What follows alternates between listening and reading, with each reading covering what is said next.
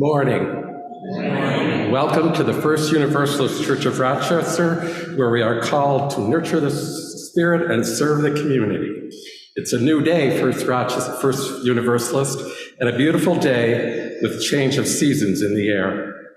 I'm Tom Williams, and I'll be leading you in worship today with these two beautiful ladies and dear friends of mine, Kitty Forbush and Patti Goodwin, using she, her pronouns. Brock Cheswald using he, him pronouns on our music, Jack Cunningham, he, him, providing tech support, and Lisa Gwinner, she, her, for the online ministry team. If you are here for the first time this morning, we especially welcome you. Thank you for making it to this worshiping community. We have a visitors forum that can be found in the chat for our folks online and can be accessed by scanning the QR code in your pews or on the back of your order of service. Please fill out the form so we can better serve and welcome you beyond this worship service. Before we take a moment to turn to the camera, which is back there, to greet our neighbors online, let us take a moment to turn towards the camera and greet our online community. Please offer a greeting.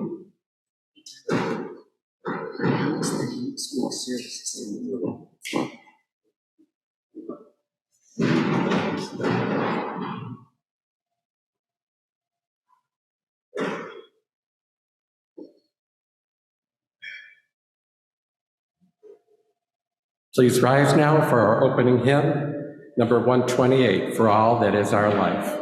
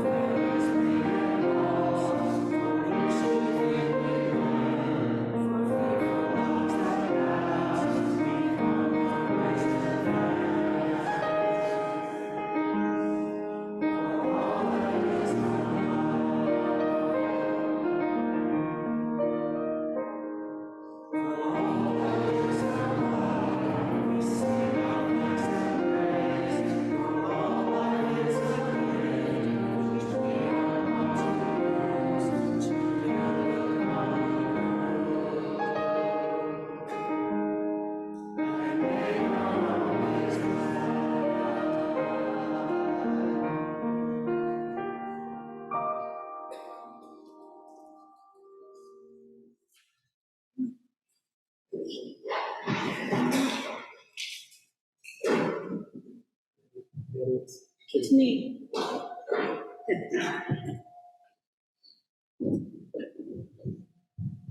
We left out a moment for you to greet each other. Would you like to do that right now?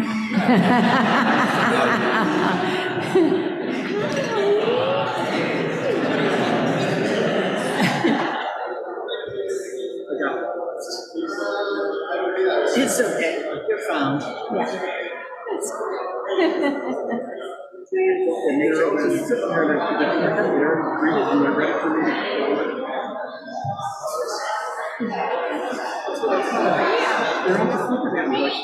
Hi, honey.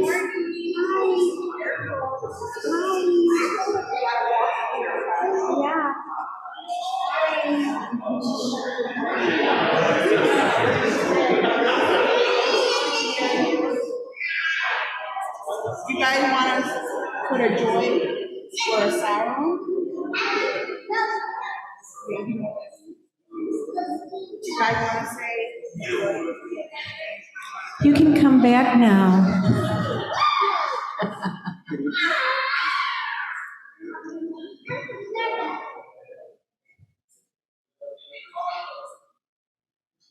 I just wanted to remind everybody too that next Sunday, we start back our services at 10:30. Okay?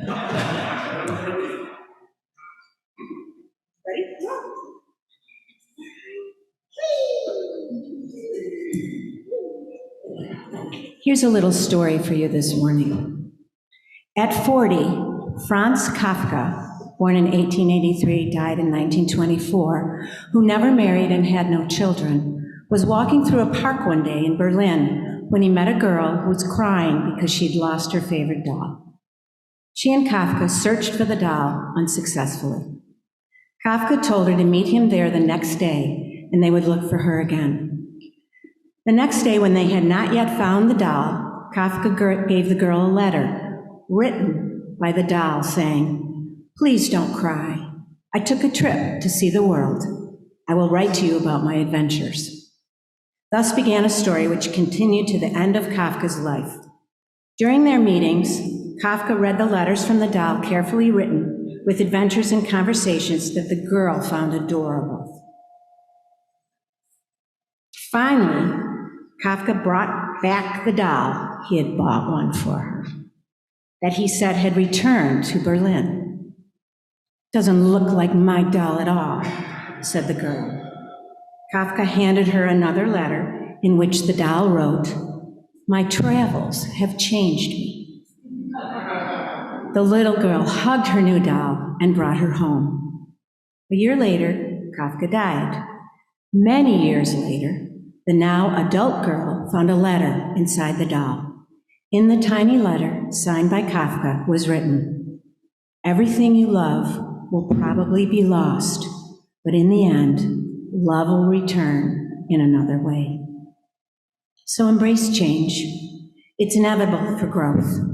Together we can shift pain into wonder and love, but it is up to us to consciously and intentionally create that connection. So, dear ones, let us embrace change and worship together.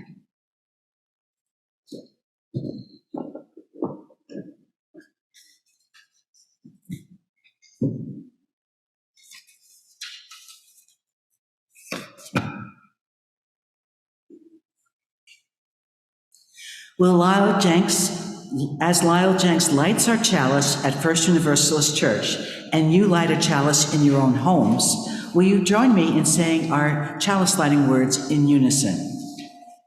May we be a people of welcome, here to grow in heart and mind and spirit, and may we reach out to serve our community.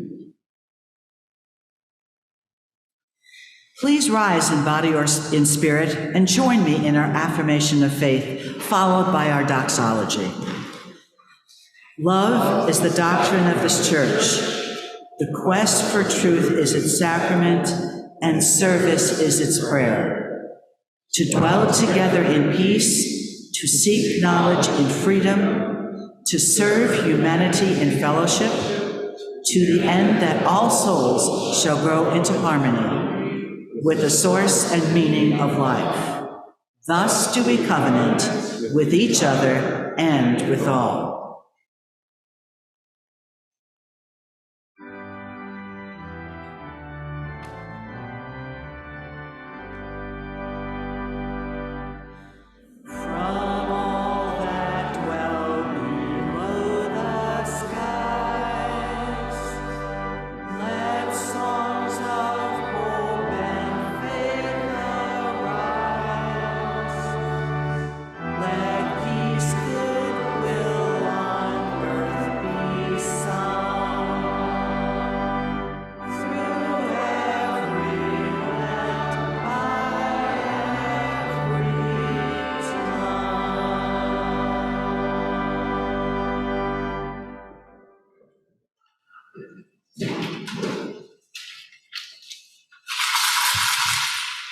Change.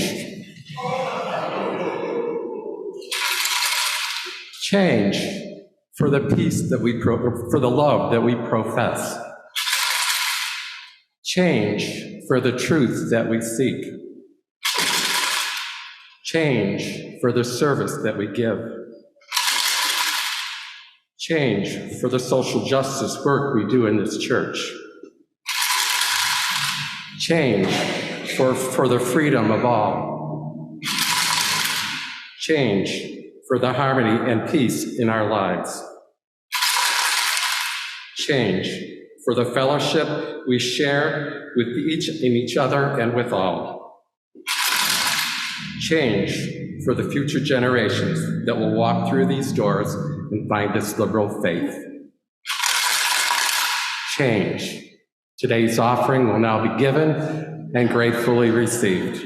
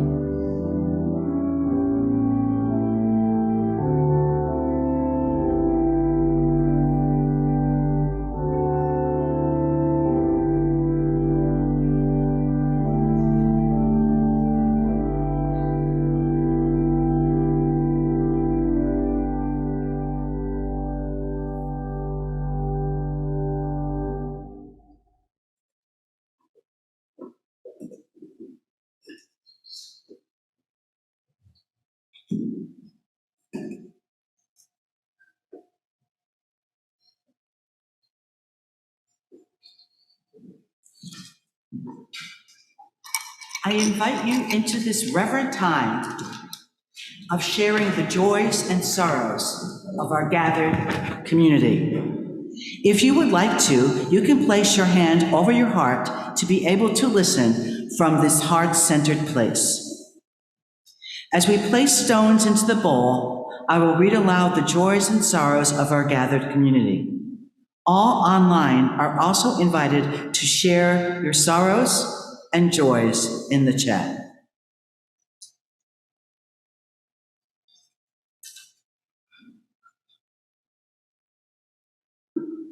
A joy from Tom Williams.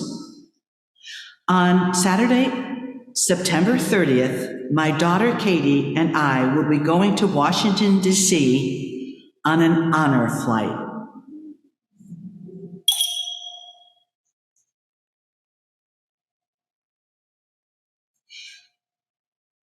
A sorrow from Lois Baum. Greg Baum, keep Greg Baum in your hearts. Radiation on the left side of his face starts Tuesday, September 5th, and will be daily for 6 weeks. Kara, I'm not sure, I can't read the other two names. Okay, it's a joy. Great trip, I think it's trip, great trip in Florida. I'm glad you didn't get the hurricane.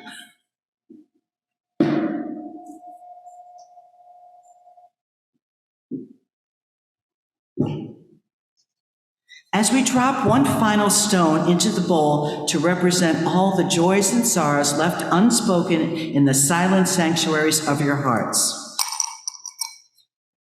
may all be held in the heart of love.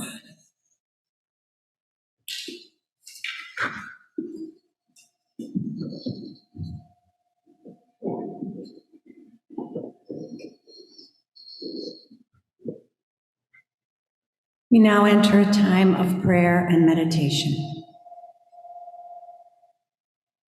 I once heard someone say, if you don't change, you do not grow. But I waved the thought away, for who were they to think they know? I'd always stayed the same, a heart buried within the cold, and I had no desire to change. At least, that's what I'd been told. But deep within my mind, a thought grew slowly, bit by bit, until I felt trapped in my own skin, for it no longer seemed to fit. There's a whole world sitting out there, changing every single day, that proves it's nothing to be scared of if you do it the right way. For a day afraid to turn to night will miss the silver moon, and a flower that refuses change will never get to bloom. I had thought I was a thorn bush, only good for snagging clothes. But if you do not dare to change, you'll never know that you're a rose.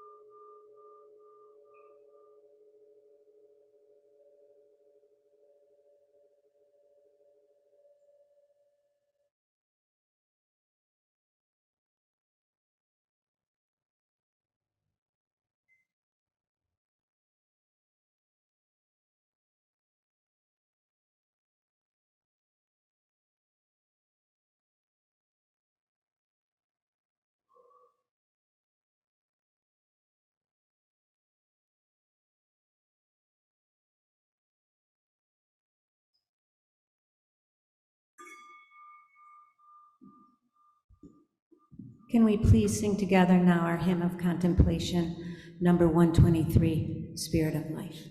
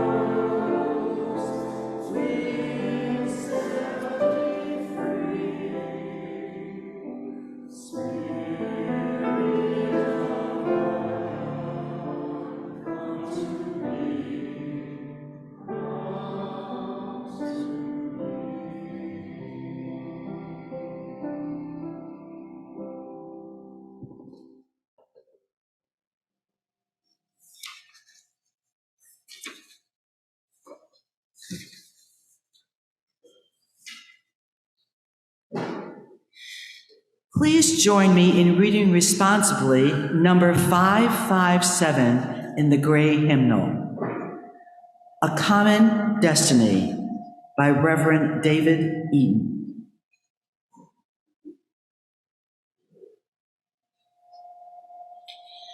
All living substance, all substance of energy, being, and purpose are united and share the same destiny. All people, those we love and those we do not know, are united and share the same destiny.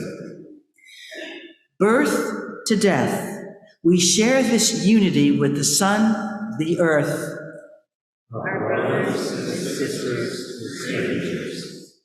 flowers of the field, snowflakes, volcanoes, and moonbeams. Birth, life, death, unknown, known. Our destiny from unknown to unknown. May we have the faith to accept this mystery and build upon its everlasting truth.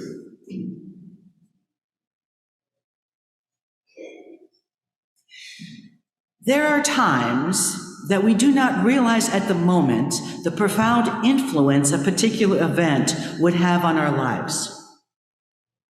It is only when we look back that we realize the way these things have changed us. That happened to me when I walked into my American literature class as a junior in college. We were assigned the Transcendentalist readings, Ralph Waldo Emerson and Henry David Thoreau. To believe your own thoughts, to believe that what is true for you in your private heart is true for all people, that is genius, said Emerson. I was a quiet child and spent more time thinking than talking. But I never thought that what I had to say might be important or be a truth that needed to be said out loud. Speak your latent conviction, for always the inmost becomes the outmost. Certainly thoughts in our heads and hearts have a way of coming out, but I never realized I might have control over that.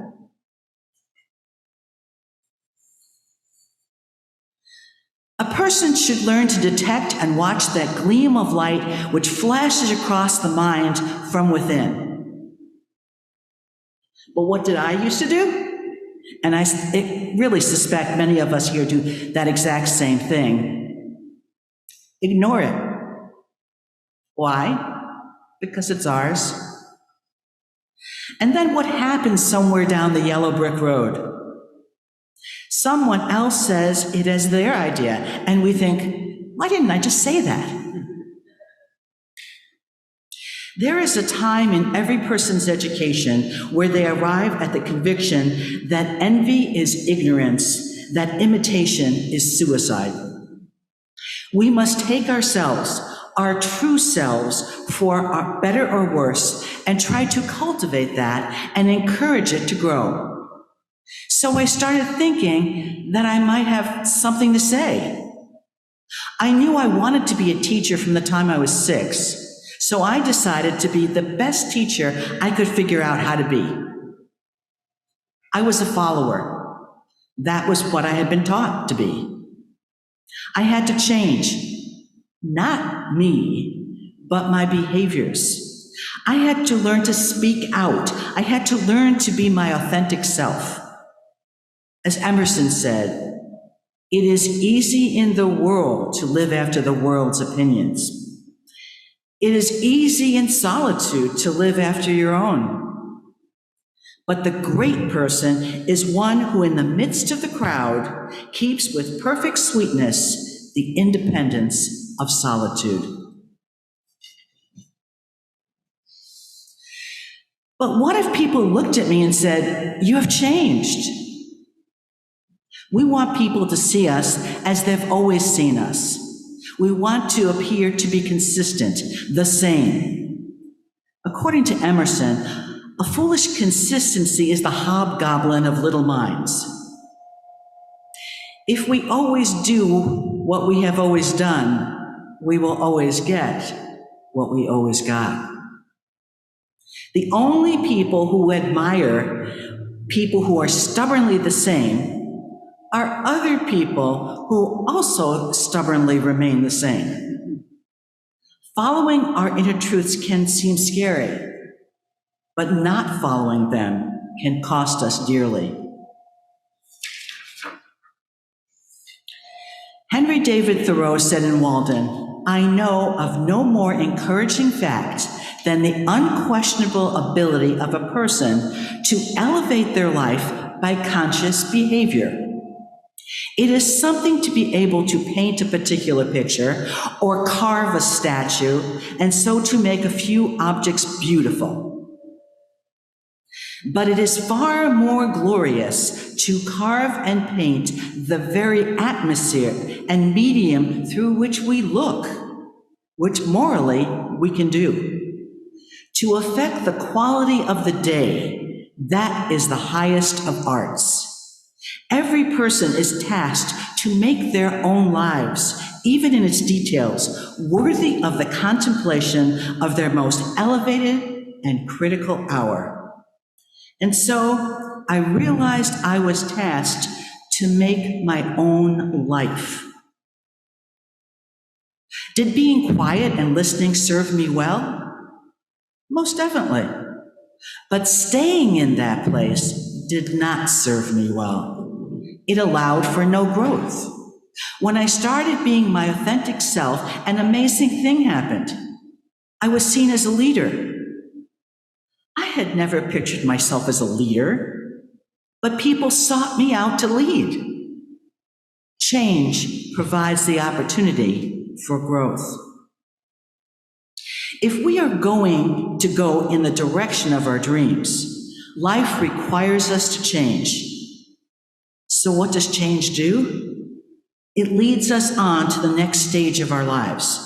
It leads us on to growth and fulfillment, if we are open to it.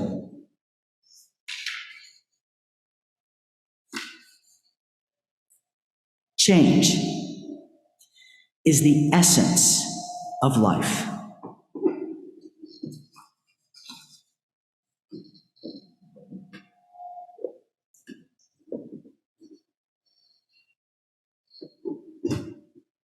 Internet graffiti, quote, "I love when I realize I'm handling a situation better than my old self would have," end quote. In late 2000, only out of the closet for about 2 years, I wanted to be more of my new self.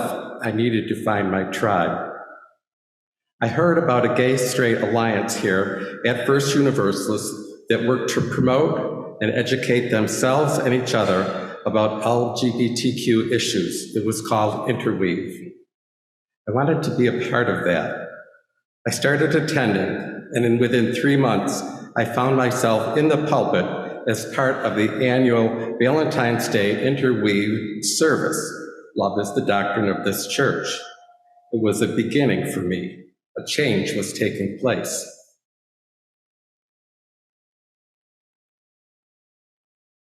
However, within 3 years, Interweave fell almost completely apart. People moved away. People left First Universalist because they didn't like the changes that had taken place, or perhaps just because Interweave had run its course. I had arrived too late, but I stayed. I knew I was where I belonged.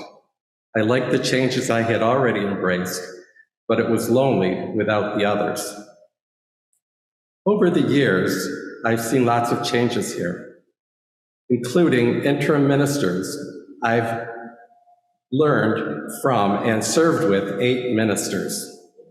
I've seen an elevator installed. I've seen the chancel reduced in size to allow wheelchair access. The cupola blew off the roof. The roof was repaired and replaced. Prominent members have passed away. Children have grown up and graduated from college. The RE program changed due to a lack of children. People walked away because of any sort of change or another, but new, important, hardworking members have joined to replace those lost. Through all this change, the one thing that has not changed is the 60 words of our affirmation of faith, our Bible. Love is the doctrine of this church, etc., etc. You know the words. No interpretation from Matthew, Mark, Luke, or John, or parables, or revelations, or the Torah, or other big books. In 60 words, our affirmation of faith says everything expressed in those other books: love, truth, service, peace, learning, respect for each other and the planet, love for our source and meaning of life, and together with all of us. The interpretation is yours. By embracing and living by those 60 words and incorporating them into my daily routine in life, what has changed is me. Through my work as a worship associate, I've learned to express myself openly and truthfully. Many of my words have been letting go of anger, guilt, self-loathing, and so much more by incorporating them into the sermon topic of the day. I've learned to love and respect who I've become through these expressions of my life. Over the last few months, I've realized something was different. There was something about me that was changed. I couldn't quite name it. Then I found these words, which I'm going to share with you, and they describe so well how this faith has changed me. I want to share them with you. And here they are. 12 symptoms of inner peace. And I'll say it again. 12 symptoms of inner peace. Number 1, a tendency to think and act spontaneously rather than the fears based by past experiences. Number 2, an unmistakable ability to enjoy each moment. Number 3, a loss of interest in judging myself. Number 4, a loss of interest in judging others. Number 5, a loss of interest in conflict. Number 6, a loss of interest in interpreting the actions of others. Number 7, a loss of the ability to worry. Number 8, frequent overwhelming episodes of appreciation. Number 9, extended feelings of connectedness with others and nature. Number 10, and my favorite, frequent attacks of smiling through the eyes of my heart. Number 11, increasing susceptibility to increasing susceptibility to love extended by others, as well as the uncontrollable urges to extend it. And lastly, an increasing tendency to let things happen rather than make them happen. If you have all, or even most, of these 12 symptoms, please be advised that your condition of inner peace may be advanced as to not be treatable.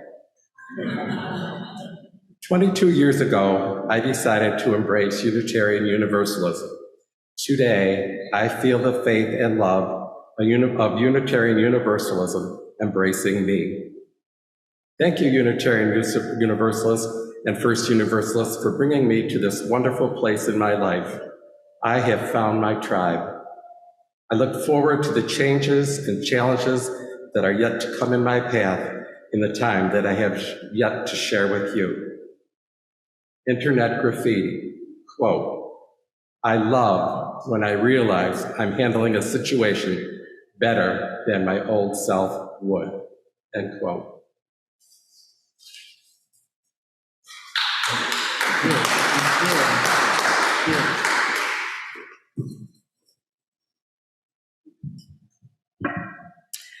I talk so often about my recovery journey in the rooms of Alcoholics Anonymous. Without the willingness to surrender and change the way I dealt with my life, I truly know that I would not be here with you today as the woman I'm supposed to be. My mantra is a serenity prayer.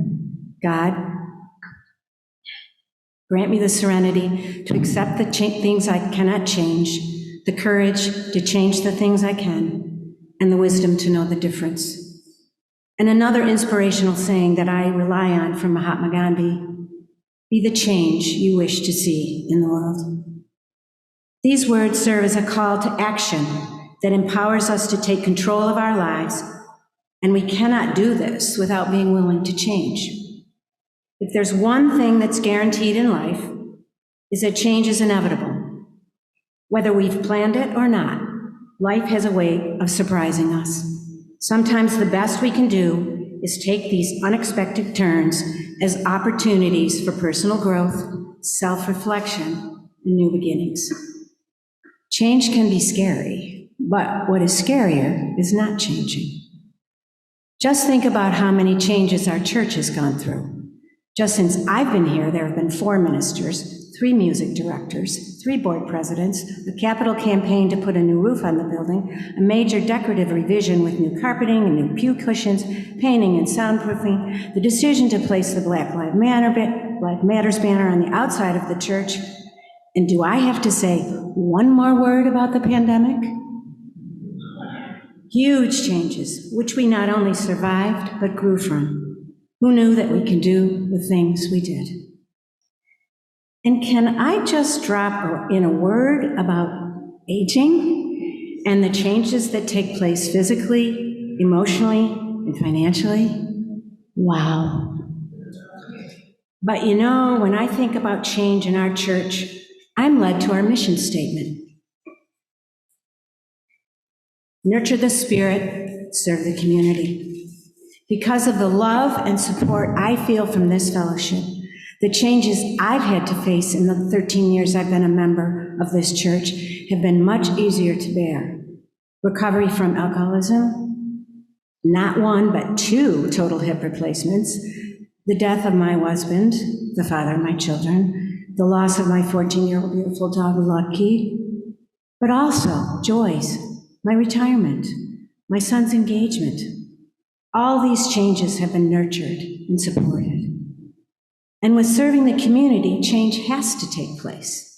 One must be open to new ideas, to differences of opinions, to stops and starts, trying to reach a common goal.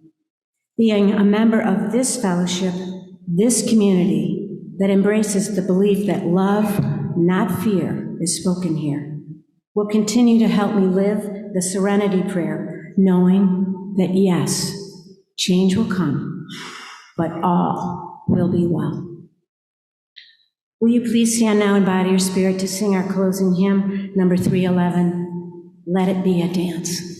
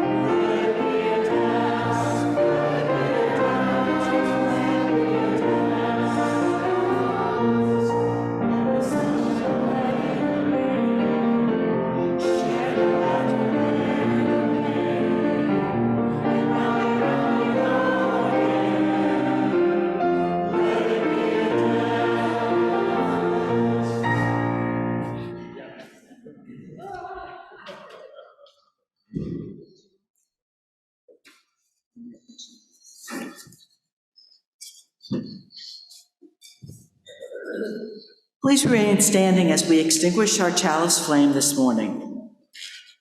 Let us read together the words printed on the screen. We extinguish this flame, but we keep its light in our hearts with this message of love and justice, taking it outside these walls to the word of living until we're together again.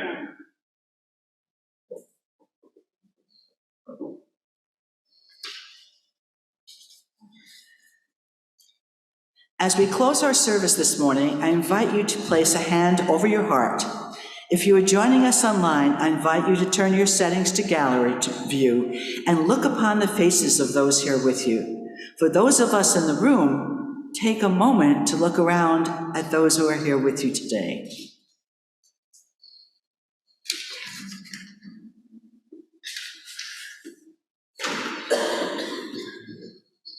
What we call a beginning is often the end, and to make an end is to make a beginning. The end is where we start from. We shall not cease from exploration, and the end of all our exploring will be to arrive where we started and to know the place for the first time. T.S. Eliot. Go your ways, knowing not the answer to all things, yet seeking always the answer to one more thing when you know. Reverend John W. Brigham.